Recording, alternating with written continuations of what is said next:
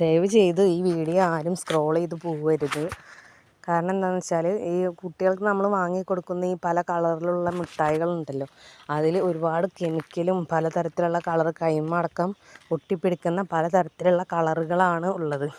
അപ്പോൾ അതുകൊണ്ട് ദയവ് ചെയ്തിട്ട് ആരും ഈ കളറുകളുള്ള മിഠായികൾ ആരും കുട്ടികൾക്ക് വാങ്ങിച്ച് കൊടുക്കരുത്.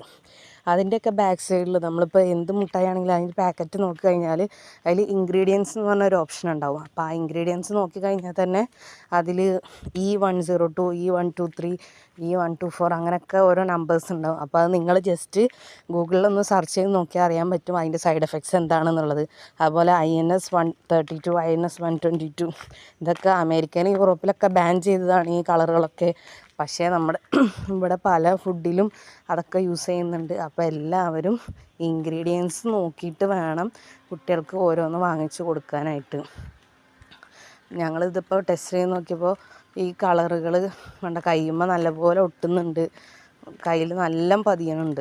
അതുപോലെ ഇപ്പോൾ വെള്ളത്തിലിട്ടതാക്കി കഴിഞ്ഞപ്പോൾ കളറ് ഫുള്ള് ആ വെള്ളത്തിൽ കലങ്ങുകയും ചെയ്തു, മുട്ടായി മൊത്തം വെള്ള കളറാവുകയും ചെയ്തു. അപ്പോൾ എത്രമാത്രം കളറാണ് ഈ കുട്ടികളുടെ വയറ്റിലേക്ക് എത്തുന്നതെന്ന് മനസ്സിലാക്കുക.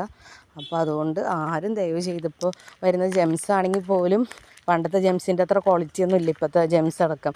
ജെംസ് ആണെങ്കിൽ പോലും കയ്യിൽ അല്ലെങ്കിൽ നാവുമ്പോഴാണെങ്കിലും കളറ് വരുന്ന മുട്ടായിയാണ്. അപ്പോൾ എല്ലാവരും ശ്രദ്ധിക്കുക, കുട്ടികൾക്ക് ഇങ്ങനെ പല കളറിലുള്ള മുട്ടായികളാണെങ്കിലും എന്താണെങ്കിലും മേടിച്ച് കൊടുക്കുമ്പോൾ സൂക്ഷിക്കുക. ഓക്കെ, അപ്പോൾ എല്ലാവരും ഇത്